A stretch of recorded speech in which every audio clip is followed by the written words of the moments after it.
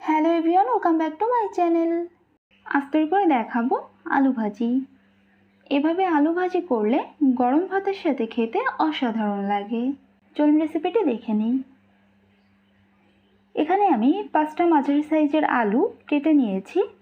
আলুগুলো আমি এরকম একটু মোটা করে কেটে নিয়েছি। এদিকে চুলায় একটা কড়াই বসিয়ে দিয়েছি। এর ভেতর আমি নিয়ে নিচ্ছি 3 টেবিল চামচ তেল। এবার এই তেলের ভেতর দিয়ে দিচ্ছি হাফ চা চামচ গোটা জিরা আর 2টো শুকনো মরিচ ছিঁড়ে দিয়ে দিচ্ছি। জিরা শুকনো মরিচটা নেড়ে চেড়ে কয়েক সেকেন্ড মতো ভেজে নিচ্ছি।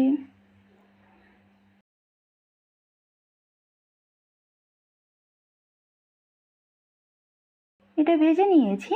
এই পর্যায়ে এর ভেতর দিয়ে দিচ্ছি 10-12 কোয়া রসুন। রসুনটা দেওয়ার পর একটু নেড়ে চেড়ে ভেজে নেব।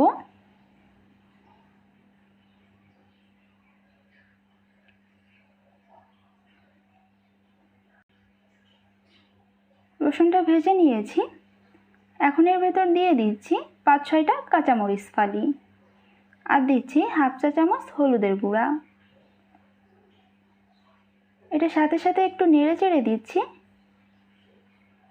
তেলের উপর হলুদের গুঁড়াটা দিলে ভাজির কালারটা অনেক সুন্দর আসে। এখন দিয়ে দিচ্ছি আগে থেকে কেটে রাখা আলু।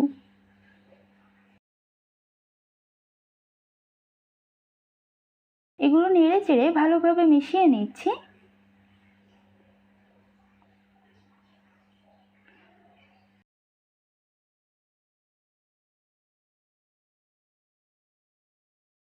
এগুলো ভালোভাবে মিশিয়ে নেওয়া হয়ে গিয়েছে। এবার এটা মিডিয়াম আঁচে 2 মিনিট মতো রান্না করব।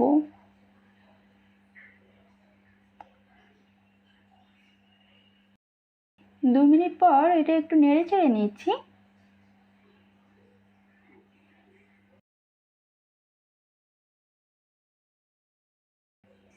এই পর্যায়ে এর ভেতর দিয়ে দিচ্ছি পরিমাণ মতো লবণ। লবণটা দিয়ে আলুর সাথে ভালোভাবে মিশিয়ে নিতে হবে।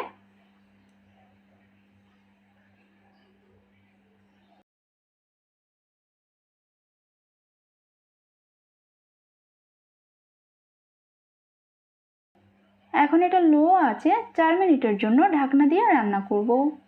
এই সময়ের মাঝে আলুটা সিদ্ধ হয়ে যাবে। প্রায় 4 মিনিট পর ঢাকনাটা সরিয়ে নিচ্ছি। এবার চুলার আঁচটা বাড়িয়ে দিয়ে এটা আরও 3 মিনিট মতো নেড়ে চেড়ে ভেজে নিতে হবে। আমি আলুগুলো প্রায় 3 মিনিট মতো নেড়ে চেড়ে ভেজে নিয়েছি। এর কালারটাও অনেকটা চেঞ্জ হয়ে এসেছে। এখন চুলার জালটা অফ করে দিচ্ছি। এই যে দেখতে পাচ্ছেন, এটা দেখতে এরকম হয়েছে। তৈরি হয়ে গিয়েছে আমাদের আজকের রেসিপি আলু ভাজি। রসুন দিয়ে এভাবে আলু ভাজি করলে এর স্বাদ কিন্তু অসাধারণ হয়।